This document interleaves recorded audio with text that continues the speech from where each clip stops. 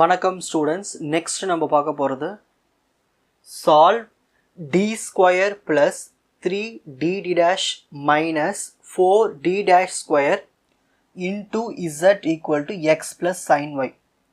சரி, இதுக்கு முன்னாடி பார்த்த டைப்ஸ் எல்லாமே பார்த்தாச்சு, மோஸ்ட் டைப்ஸ்லாம் பார்த்தாச்சு. இதுதான் ஃபைனல் டைப்னு சொல்லலாம். இது எப்படி சொல்லலாம்னு இங்கே பாருங்கள்.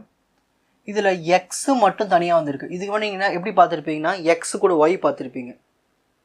ஸோ எக்ஸ் கூட ஒய் வந்து அது ஒரு டைப். இதில் வெறும் எக்ஸு மட்டும்தான் வந்துருக்கு, ஒய்லாம் வரல. ஸோ எக்ஸோ ஒய்யோ தனியாக வந்து எப்படி சால்வ் பண்ணணும். இது கூட ஆஸ் யூஷுவல் சைன் வந்துடுச்சு. ஓகேங்களா? இதுவரை நீங்கள் சைனில் எப்படி பார்த்துருப்பீங்கன்னா ப்ராக்கெட்டுக்குள்ளே ரெண்டு வேல்யூஸ் பார்த்துருப்பீங்க, எக்ஸு ப்ளஸ் ஒய் அந்த மாதிரிலாம் பார்த்துருப்பீங்க. இதில் சைனுக்கு பக்கத்தில் ஒய் மட்டும் தான் இருக்குது. இந்தமாரி சைனு பக்கத்தில் ஒய் மட்டும் இருந்ததுன்னா அதை நம்ம எப்படி எழுதலான்னா சைன் 0x ப்ளஸ் ஒய்னு எழுதலாம். இப்போ இதுவே சைன் பக்கத்தில் எக்ஸ் மட்டும் கொடுத்துருந்தாங்கன்னா சைன் எக்ஸ் ப்ளஸ் 0y எழுதிக்கலாம். இதுவே இப்போ காஸ் ஒய் கொடுத்துருந்தாங்கன்னா காஸ் 0x ப்ளஸ் ஒய்னு எழுதிக்கலாம். ஸோ இந்த மாதிரி தான். இதில் என்ன புதுசாக ஒரு டைப்னா இந்த மாதிரி எக்ஸு மட்டும் தனியாக வந்தால் எப்படி இன்டெகிரேட் பண்ணலாம், பர்டிகுலர் இன்டெகிரல் கண்டுபிடிக்கலாம். இது சைன் ஆஸ் யூஷுவல் தான். ஓகேங்களா? சரி, இந்த டைப்போட புரிஞ்சுன்னா உங்களுக்கு பக்கா. ஓகேங்களா? ஸ்டெப் 1, ஆஸ் யூஷுவல் த ஆக்ஸிலரி ஈக்குவேஷன் கண்டுபிடிக்கணும். அதுக்கு என்ன பண்ணோம், ரூல் டி இடத்துலாம் எம் போடணும், டி டேஷ் இருக்க இடத்துலாம் 1 போடணும், ரீப்ளேஸ் பண்ணிடணும். இப்போ இங்கே கொஷனுக்கு வாங்க. டிக்கு என்ன பண்ணணும், எம். அப்போது எம் ஸ்கொயர் ப்ளஸ் 3, டிக்கு இடத்துலாம் பண்ணணும் எம், டி டேஷ் இருக்க இடத்துல 1 போடணும், 1 மைனஸ் 4, டி டேஷ் இருக்க இடத்துல 1 போடணும், ஈக்குவல் டு 0.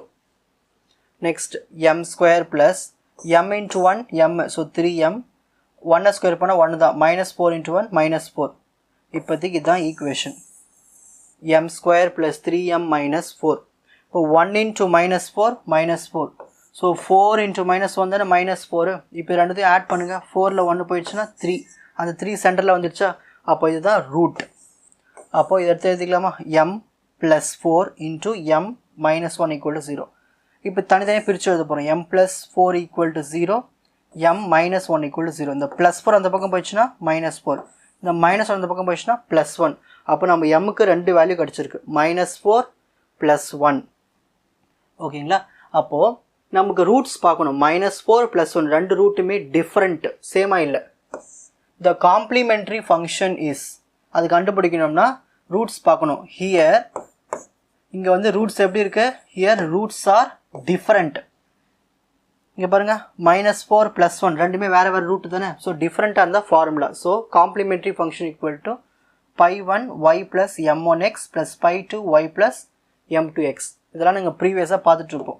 ஓகேங்களா? லெக்சர்ஸில் எப்படி காம்ப்ளிமெண்ட்ரி ஃபங்க்ஷன் டிஃப்ரெண்ட்டாக இருந்தால் இதுதான் ஃபார்முலா. ஸோ ரெண்டு ரூட்டுக்குனால வெறும் m1 m2. So π1 y, first m1 என்ன இருக்குது, மைனஸ் 4. இதை m1 எடுக்கலாம், இதையும் m1 எடுக்கலாம், உங்கள் இஷ்டம் தான். ஸோ மைனஸ் 4 நான் எடுத்துக்கிட்டேன் first. minus 4x plus π2 y plus m2 என்ன இருக்குது 1. So 1 into x x. So complementary function முடிச்சாச்சு. நெக்ஸ்ட் ஸ்டெப் 3, பர்டிகுலர் இன்டெக்ரல் 1 கண்டுபிடிக்கணும். ஸோ பர்டிகுலர் இன்டெக்ரல் 1 எப்படி கண்டுபிடிக்கலாம், 1 போட்டு ஒரு பை போட்டுட்டு கொஷின் எடுத்து எழுதணும். எழுதிட்டு பக்கத்தில் அந்த எக்ஸை மல்டிப்ளை பண்ணணும். இங்கே பாருங்கள், இதை எடுத்து டினாமினேட்டரில் எழுதணும், இதை எடுத்து நியூமரேட்டரில் மல்டிப்ளை பண்ணணும். ஏன்னா ஃபஸ்ட் இதை கண்டுபிடிக்கணும். கண்டுபிடிக்கலாமா? எழுதியாச்சுங்களா? இப்போ அடுத்த ஸ்டெப் பாருங்கள். அடுத்த ஸ்டெப் என்ன பண்ண போகிறேன்னா, இந்த டினாமினேட்டர் இருக்கு இல்லையா, இந்த டினாமினேட்டர் இருக்குது, இந்த டி ஸ்கொயரை 1 ஆக்க போகிறேன். அதுக்கு என்ன பண்ணணும்னா இது எல்லாத்தையும் டி ஸ்கொயரால் டிவைடும் பண்ணணும், டி ஸ்கொயரால் மல்டிப்ளையும் பண்ணணும். டி ஸ்கொயரால் மல்டிப்ளை பண்ணியாச்சு, ஒவ்வொரு டேர்மையும் டி ஸ்கொயரால் டிவைடும் பண்ணியாச்சு. இப்போ அடுத்த ஸ்டெப் பாருங்கள். டி ஸ்கொயர் கேன்சல், 1 ஆயிடுச்சா. இப்போது இதில் ஒரு டி, இதில் ஒரு டி கேன்சல். அப்போ என்ன வரும், 3d dash by D.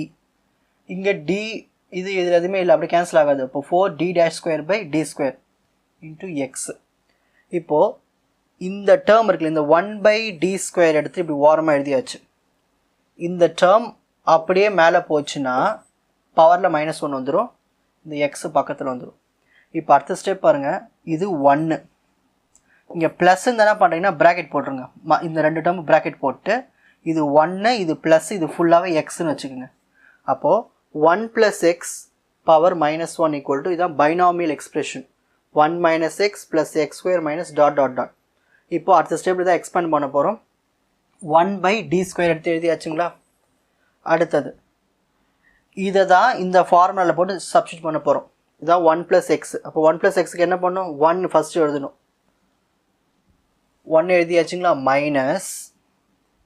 Minus X, இதுதான் எக்ஸ் பார்ட், எக்ஸ் எடுத்து எழுதியாச்சு. ப்ளஸ் அடுத்து என்ன இருக்குங்க? X square. அப்போனா அந்த எக்ஸ் எழுதிட்டு பவரில் ஸ்கொயர் போட்டுக்குங்க. ஓகேங்களா? இந்த ஸ்கொயர் வந்து வெளியில் வரும். நான் இங்கே போட்டு வச்சுருக்கேன். ஓகேங்களா? அப்புறம் மைனஸ் டாட் டாட் டாட், அப்புறம் மைனஸ் டாட் டாட் டாட், அப்புறம் இந்த பக்கத்தில் இருக்க அந்த எக்ஸை விட்டுறக்கூடாது. ஃபைனலாக அந்த எக்ஸ் எடுத்து எழுதிடணும். ஓகேங்களா? இப்போ இந்த ஸ்டெப் வரும்போது நம்ம என்ன பண்ணோம்னா டி டேஷு ஹையர் பவர்ஸில் ஒமிட் பண்ணிடலாம். ஓகேங்களா? எப்போ இந்த டி டேஷ் எப்பயுமே நம்ம டி டேஷ் ஸ்கொயர் ஒமிட் பண்ணுவோம். இந்த மாதிரி எக்ஸு ஒய் தனியாக வந்துச்சுன்னா அந்த டைமில் நீங்கள் என்ன பண்ணுறீங்கன்னா டி டேஷும் ஹையர் பவர்ஸும் ஒமிட் பண்ணிடுங்க. அப்போது 1 by d ஸ்கொயர் எடுத்து எழுதியாச்சு, இந்த 1 எடுத்து எழுதியாச்சு. இங்கே டி டேஷ் இருக்குங்களா? அப்போ ஒமிட் பண்ணிடலாம். இதில் டி டேஷ் இருக்கா? ஒமிட் பண்ணிடலாம். டி டேஷ் ஸ்கொயர் இருக்குது, ஒமிட். அப்போ இது எல்லாமே ஒமிட்டு. ஓகேங்களா? எப்போ இந்தமாரி பண்ணோம்? இந்த எக்ஸு தனியாக ஒய் தனியாக வரும்போது இந்த டைப்புக்கு மட்டும். ஸோ 1 by d ஸ்கொயர் 1, அப்புறம் இந்த எக்ஸ். ஓகேங்களா? So 1 into x x. இப்போ 1 by d ஸ்கொயர் எக்ஸு கண்டுபிடிக்க போகிறோம். அது எப்படி கண்டுபிடிக்கலாம் பாருங்கள். இதுதான் அந்த ஸ்டெப்பு. ஃபஸ்ட்டு 1 by dx கண்டுபிடிச்சிடும். 1 by dனா இன்டெக்ரல், அப்புறம் எக்ஸ் ஈக்குவல் டு ஒரு எக்ஸ் இன்டெகிரேட் பண்ணால் எக்ஸ் ஸ்கொயர் பை 2. இந்த எக்ஸ் ஸ்கொயர் பை 2வை இன்னொரு வாட்டி இன்டெகிரேட் பண்ணால் நம்மளுக்கு 1 by d ஸ்கொயர் எக்ஸ் கண்டுபிடிச்சிடலாம். So 1 by d square x equal to இதை இன்னொரு வாட்டி இன்டெகிரேட் பண்ணுறோம். So integral x square by 2. இதில் இருக்கிற இந்த 1 by 2 எடுத்து ஓரமாக வச்சுப்போம். ஒரு எக்ஸ் ஸ்கொயரை மட்டும் இன்டெகிரேட் பண்ணால் x cube by 3. So 1 into x cube 2 3s are 6. அப்போது 1 by d ஸ்கொயர் எக்ஸோட ஆன்சர் என்னது? X cube by 6. இதுதான் பர்டிகுலர் இன்டெகிரல் 1க்கான ஆன்சர். இப்போ அடுத்து பர்டிகுலர் இன்டெகிரல் 2 கண்டுபிடிக்க போகிறோம். அதுக்கு என்ன பண்ணும்? சேம் 1 by போட்டு கொஷின் இருக்க அந்த ஈக்குவேஷன் எடுத்து எழுதிட்டு பக்கத்தில் சைன் ஒய். ஏன் சைன் ஒய் எழுதியிருக்கோம்? ஏன்னா செகண்ட் பர்டிகுலர் இன்டெகிரல் கொஷினில் கொடுத்துருக்காங்க சைன் ஒய். இப்போ சைன் ஒய்க்கு கண்டுபிடிக்க போகிறோம். புரிஞ்சுதுங்களா? சைன் ஒய் எடுத்து எழுதியாச்சு. திரும்ப என்ன பண்ணுறேன்னா இதை எடுத்து அப்படியே எழுதிட்டு இந்த சைன் ஒய்யை நமக்கு ஏற்ற ஃபார்மேட்டில் மாற்றணும். அதாவது சைன் ஏஎக்ஸ் ப்ளஸ் பிஒய் இந்த ஃபார்மேட்டுக்கு மாற்றணும். சைன் இருந்தாலும் சரி, காசு இருந்தாலும் சரி. ஸோ சைன் இருந்தால் சைன் போடுங்க, காசு இருந்தால் காசு போடுங்க. ஸோ சைன் போட்டாச்சு. இங்கே ஒய் மட்டும் தான் இருக்குது. அப்போ ஒய் மட்டும் போட்டு எக்ஸுக்கு 0 போட்டுருங்க. அவ்வளோதான். 0x plus Y. ஓகேங்களா? இப்போது ஒரு சைன் இருந்தால் அதுக்கு இதான் ரூல். என்ன ரூல் பாருங்கள். இது ஏன் இந்த ரூல் பயன்படுத்துகிறோம்னா இதுக்கு முன்னாடி போட்ட லெக்சர்ஸில் டி கியூப் இருந்திருக்கும். கொஷினில் டி கியூப் இருந்து சைன் இருந்தால் அந்த இடத்துல நம்ம ஐலாம் ரீப்ளேஸ் பண்ணியிருப்போம். இந்த கொஷினில் டி ஸ்கொயர் இருக்குது. இதுதான் முக்கியமான பார்ட்டு நீங்கள் கவனிக்க வேண்டியது. இந்த இடத்துல ஒரு சைனோ காசோ இருக்கட்டும், இங்கே டி ஸ்கொயர் இருந்தால் ரீப்ளேஸ் பண்ணுறதுக்கு இந்த ஸ்டெப்பை பயன்படுத்தணும். இதுவே இந்த இடத்துல டி கியூப் இருந்துச்சுன்னா டிக்கு ஐ இந்த மாதிரி நம்ம சப்ஸ்டிட் பண்ணியிருப்போம். ஓகேங்களா? அந்த ஸ்டெப்பை பாருங்கள், அந்த லெக்சர் போய் பாருங்கள், அப்போ தான் புரியும். டி கியூப் இருந்தால் வேறு மாதிரி போடணும், டி ஸ்கொயர் இருந்தால் வேறு மாதிரி போடணும். இப்போ இங்கே டி ஸ்கொயர் இருக்குது. அதில் நம்ம என்ன பண்ணணும்னா எங்கெல்லாம் டி ஸ்கொயர் இருக்கோ அங்கெல்லாம் மைனஸ் ஏ ஸ்கொயர் போடணும். ஃபஸ்ட்டு ஏ என்ன? எக்ஸோடைய கோஎஃபிஷியன்ட் 0. நெக்ஸ்ட் பி என்ன? ஒயோடைய கோஎஃபிஷியன்ட் 1. எக்ஸுக்கு 0, ஒய்க்கு 1. ஓகேங்களா? அப்போ டி ஸ்கொயர் இடத்துல மைனஸ் ஏ ஸ்கொயர் போடணும். அப்புறம் என்ன வரும்? D square by minus a square என்னது? ஏன்னா 0 மைனஸ் 0 ஸ்கொயர் என்னது? 0. அப்போ எங்கெல்லாம் டி ஸ்கொயர் இருக்கோ அங்கெல்லாம் நம்ம என்ன பண்ணணும்? 0ன்னு போடணும். நெக்ஸ்ட் டிடி டேஷ் இருந்தால் அந்த இடத்துல மைனஸ் ஏபி ரீப்ளேஸ் பண்ணணும். மைனஸ் ஏபினா மைனஸ் ஏ வேல்யூ இருக்குது 0. 0 into 1 0. அப்போ இதுவும் 0 தான். அப்போ இந்த டிடி டேஷ் நம்ம என்ன தான் பண்ணணும்? 0 தான் போடணும். நெக்ஸ்ட் டி டேஷ் ஸ்கொயர் அதுக்கு என்ன பண்ணணும்? மைனஸ் பி ஸ்கொயர் ரீப்ளேஸ் பண்ணணும். டி டேஷ் ஸ்கொயருக்கு இடத்துல நம்ம என்ன பண்ணணும்? Minus p square. இங்கே 1 இருக்குது. So minus 1 square. அப்போது டி டேஷ் ஸ்கொயர் இடத்துல மைனஸ் 1 ஸ்கொயர் சப்ஸ்டிட் பண்ணணும். Next D dash square. D dash ஸ்கொயருக்கு என்ன சப்ஸ்டிட் பண்ணணும்? Minus 1 square. மைனஸ் 1 ஸ்கொயர் என்னது? மைனஸ் 1 ஸ்கொயர்னா மைனஸ் 1 ஹோல் ஸ்கொயர் கிடையாது. ஃபஸ்ட்டு இந்த மைனஸ் எடுத்து எழுதுங்க. 1 ஸ்கொயர் பண்ணால் 1. So minus 1. இதுதான் இந்த இடத்துலையும் நீங்கள் உஷாராக இருக்கணும். இந்த மைனஸ் பி ஹோல் ஸ்கொயர் கிடையாது, மைனஸ் ஃபஸ்ட்டு எழுதிட்டு பியை மட்டும் ஸ்கொயர் பண்ணணும். ஸோ இங்கே பின்னு இருக்க ஒன்னை மட்டும் ஸ்கொயர் பண்ணால் 1, ஸோ மைனஸ் 1. ஸோ இந்த இடத்துல -1 எழுதியாச்சு டி டேஷ் ஸ்கொயருக்கு. ஓகேங்களா? ஸோ 0 + 0 0 தான், minus into minus plus 4 × 1 4. So 1/4 sin y, 1/4 sin y இதுதான் PI2க்கான ஆன்சர். லாஸ்ட்டில் ஸ்டெப் 1 நம்ம என்ன பண்ண போகிறோம்? General solution Z = CF + PI1 + PI2. Complimentary function step 2ல் போட்ட ஆன்சர் எடுத்து இங்கே சப்ஸ்டிட் பண்ணிவிடுங்க. PI1 கண்டுபிடிச்ச ஆன்சர் எடுத்து இங்கே எழுதுங்க, PI2 கண்டுபிடிச்ச ஆன்சர் எடுத்து இங்கே எழுதுங்க. எழுதுனா ஜென்ரல் சொல்யூஷன் ஓவர் ஆகிடும். ஓகேங்களா? இது வரைக்கும் போட்ட லெக்சர்ஸ் எல்லாம் உங்களுக்கு ஈஸியாக புரிஞ்சிருக்குன்னு நினைக்கிறேன். இப்போது ஸ்க்ரீன்ஷாட் டைம்.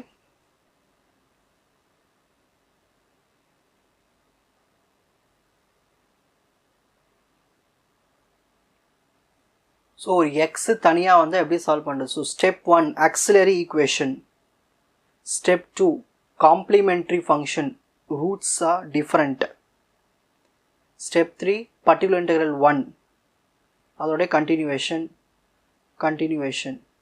பர்டிகுலர் இன்டெக்ரல் 2 இங்கே சைனோ காசோ வந்து இங்கே d² வந்தால் எப்படி சம் சால்வ் பண்ணணும், d³ வந்தால் எப்படி பண்ணணும் சொல்லியாச்சு ப்ரீவியஸ் லெக்சர்ஸில். இதோடைய continuation. Next step 4 general solution, last எல்லாத்தையும் எடுத்து எழுதிடணும். உங்களுக்கு இந்த கண்டென்ட் ஈஸியாக புரிஞ்சிருக்கும்னு நினைக்கிறேன். வாட்ச் அதர் எபிசோட்ஸ் இன் த appropriate playlist. Four G silver academy, strength, success, clarity. வணக்கம்.